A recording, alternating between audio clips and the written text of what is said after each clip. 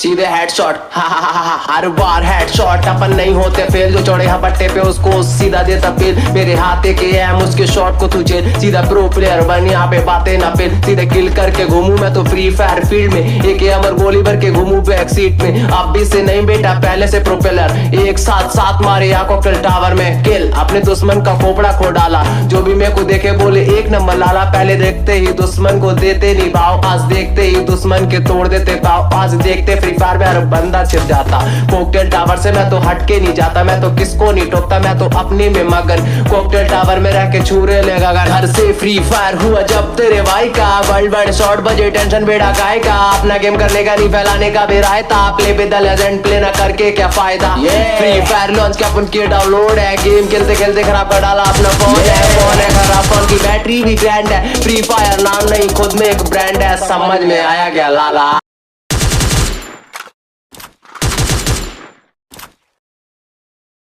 Head there.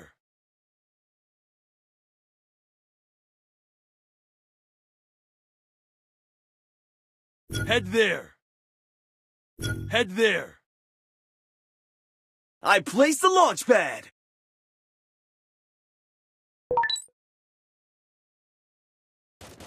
Head there.